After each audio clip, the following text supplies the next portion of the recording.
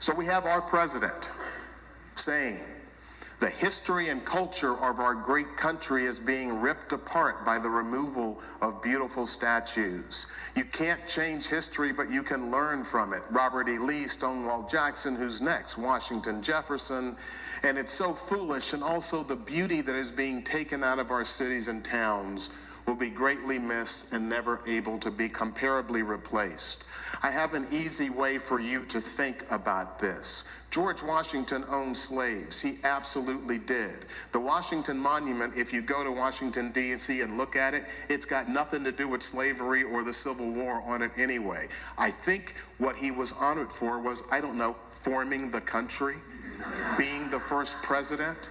The fact that he owned slaves, you are absolutely right, and I'm going to talk about that. But that monument is not a monument to fighting, killing others, and being willing to die yourself so that you can enslave people and treat them as chattel.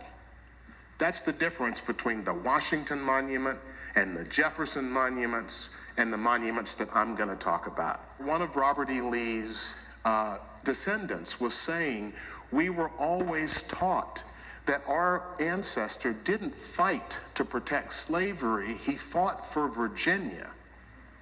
And what I want to do is just to read you the end of some comments from someone much more eloquent than me on this subject, W.E.B. Du Bois, written in 1928, on this topic.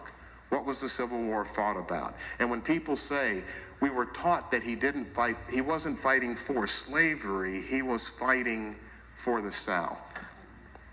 It is the punishment of the South that its Robert Lees and Jefferson Davises will always be tall, handsome, and well-born. Their courage will be physical, not moral. Their leadership will be weak compliance with public opinion and never costly and unswerving revolt for justice and right. It is ridiculous to excuse Robert Lee as the most formidable agency this nation ever raised to make 4 million human beings chattel instead of men and women. Either he knew what slavery meant when he helped maim and murder thousands in its defense, or he did not. If he did not, he was a fool. If he did, Robert E. Lee was a traitor and a rebel, not a hero. I feel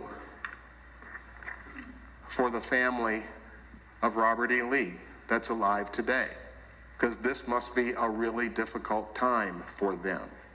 This is the price you pay when you live a lie, when your view and understanding of history is based on a lie. Because when the truth comes to town, it really hurts when you're ripping that lie off.